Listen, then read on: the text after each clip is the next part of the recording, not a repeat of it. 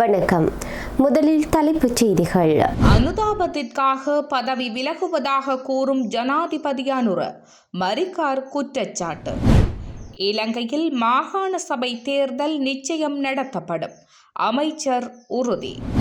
நாமலை சிறையில் அடைத்தாலும் அங்கிருந்து அவரை ஜனாதிபதியாக்குவோம், முன்னாள் அமைச்சர் சூளுரை.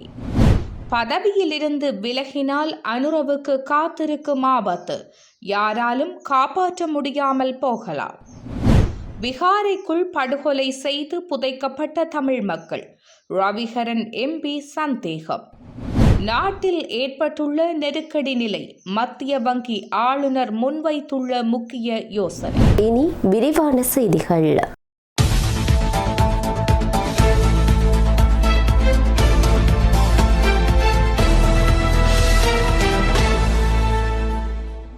அனுதாபத்தை பெறுவதற்காக ஜனாதிபதி வேண்டுமென்றே தன்னுடைய பதவி விலகல் தொடர்பில் பேசுவதாக ஐக்கிய மக்கள் சக்தியின் நாடாளுமன்ற உறுப்பினர் எஸ்.எம். மரிக்கார் குற்றம் சுமத்தினார்.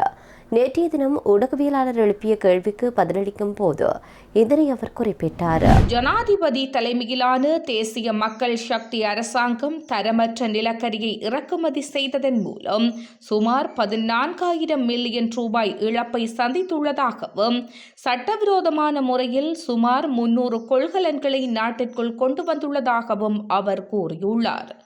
மேலும் திரைசேரியில் இருந்து $2.5 மில்லியன் நிதி தவறாக பயன்படுத்தப்பட்டுள்ளதாகவும் மரிக்கார் குற்றம் சாட்டியுள்ளார்.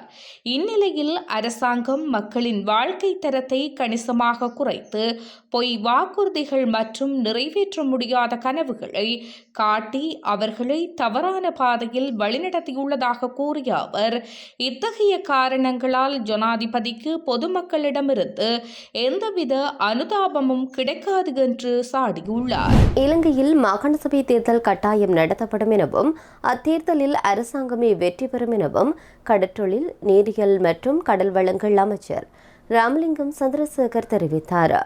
நயினாதீவில் இடம்பெற்ற நிகழ்வில் கலந்து கொண்டு மக்கள் மத்தியில் உரையாற்றும் போது இதனை அவர் குறிப்பிட்டார்.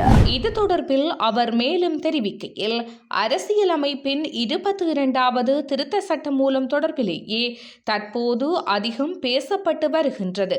அது ஒரு நல்ல விடயமாகும். ஊழல் மற்றும் மோசடிகளுக்கு எதிராக நடவடிக்கை எடுக்கப்பட வேண்டும் என கோரியே மக்கள் எமக்கு ஆணையளித்தார்கள். எனவே மக்கள் பணத்தை கொள்ளையடித்தவர்களுக்கு எதிராக சட்டபூர்வமாக நடவடிக்கை எடுக்கப்பட வேண்டும். இதற்கான நடவடிக்கைகள் தற்போது துரிதப்படுத்தப்பட்டுள்ளன. உயிர்த்த ஞாயிறு தாக்குதல் சம்பவம் தொடர்பிலும் விசாரணைகள் தொடர்கின்றன. இதில் சுமார் 3000 சாட்சியாளர்கள் உள்ளனர். இந்த நிலையில் இது தொடர்பில் ஆராயும் நீதிபதிகள் ஓய்வு பெற்றால் மீண்டும் முதலில் இருந்தே சாட்சி விசாரணைகளை நடத்த வேண்டிய நிலை ஏற்படும். உயிர்த்த ஞாயிறு தாக்குதல் சம்பவத்தின் சூத்திரதாரிகளுக்கு தற்போதும் அச்சம் நிலவுகின்றது. அதனால்தான் இந்த அரசாங்கத்தை வீழ்த்துவது பற்றி அவர்கள் பேசி வருகின்றார்கள். இனவாதம், மதவாதம் மற்றும் சிறைச்சாலை கலவரம் என பல வழிகளில் முயன்று பார்க்கின்றனர். ஆனால் அவை எவையுமே கைகூடவில்லை. தற்போது விவசாயிகளின் மற்றும் கடல் தொழிலாளர்களின் பிரச்சினைகளை பூதாகரமாக்கியாவது ஏதேனும் செய்ய முடியுமா என்று பார்க்கின்றார்கள். அதேவேளை கடல் தொழிலாளர் பிரச்சினை தொடர்பாக ஆகஸ்ட் மாத இறுதியிலோ அல்லது செப்டம்பர் மாத முதல் வாரத்திலோ தமிழக அரசாங்கத்துடன் பேச்சுவார்த்தை நடத்தப்படும். எமது மக்கள் 30 ஆண்டுகால போரினால் கடுமையாக பாதிக்கப்பட்டவர்கள். உறவுகள், உடைமைகள் மற்றும் உயிர்களிட அனைத்தையும் இழந்து தற்போது மீண்டும் நிமிர்ந்து நிற்க தொடங்கியுள்ளார்கள்.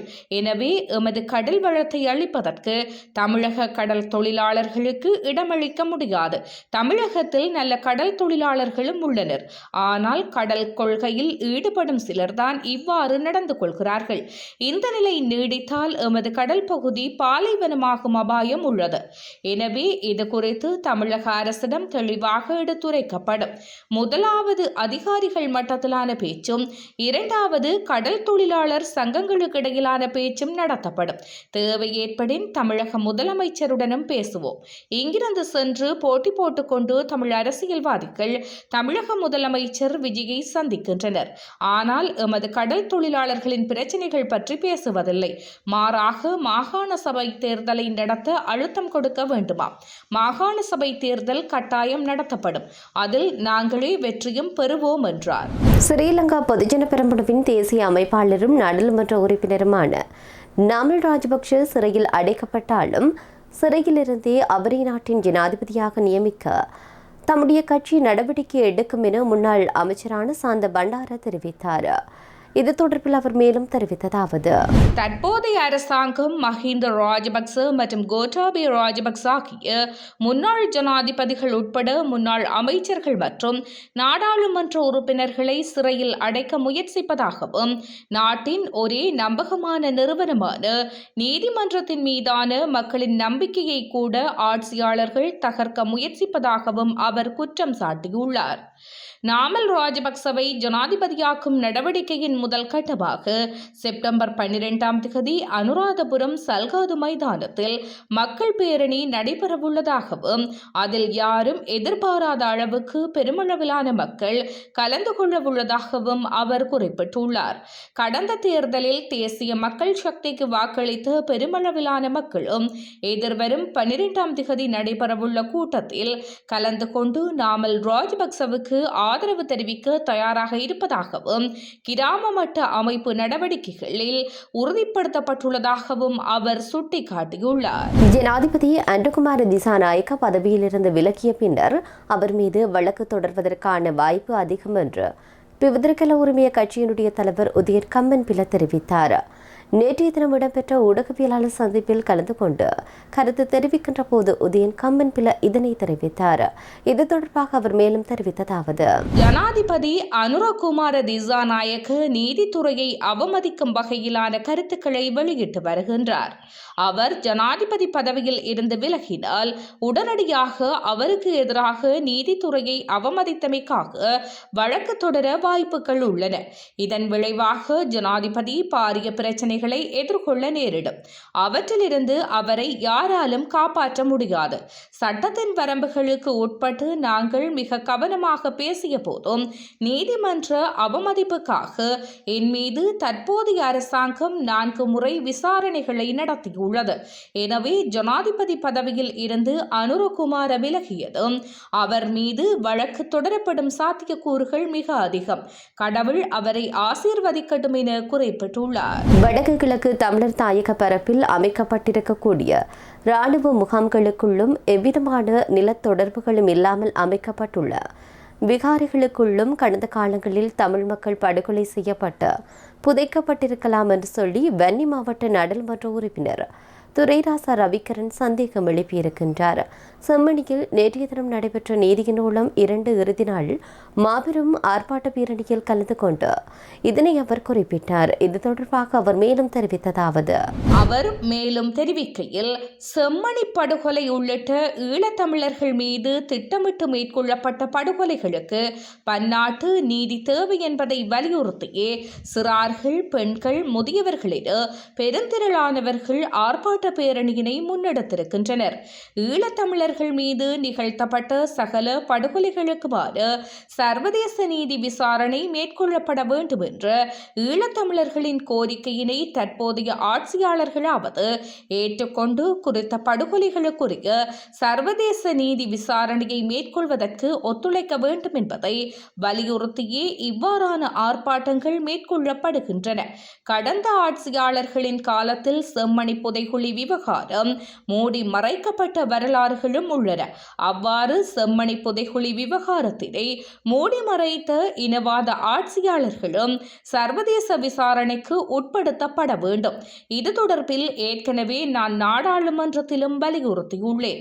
அத்தோடு தற்போது வடகிழக்கில் மக்களின் காணிகளை அபகரித்து அமைக்கப்பட்டுள்ள இராணுவ முகாம்களிலும் தமிழ் மக்கள் கொல்லப்பட்டு புதைக்கப்பட்டிருக்கலாம் என்ற சந்தேகங்கள் எமக்கு எழுகின்றது என குறிப்பிட்டுள்ளார். இந்த ஆண்டு இறுதி வரை கச்சா எண்ணெயினுடைய விலை ஒரு பீப்பாய் சுமார் $80 அளவில் பராமரிக்கப்பட்டால் பணவீக்கத்தை கட்டுப்படுத்த முடியும் என்று மத்திய வங்கி ஆளுநர் நந்தலால் வீரசிங்க கூறுகின்றார்.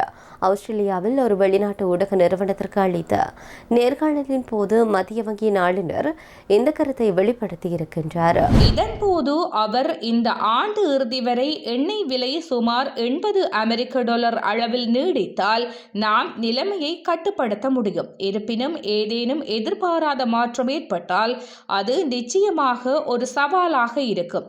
இந்த ஆண்டின் 2ஆம் பாதியிலும் அடுத்த ஆண்டிலும் இலங்கையின் பணவீக்கம் மத்திய வங்கியின் 5% இலக்கை நோக்கி படிப்படியாக குறையும் என்று எதிர்பார்க்கப்படுகின்றது.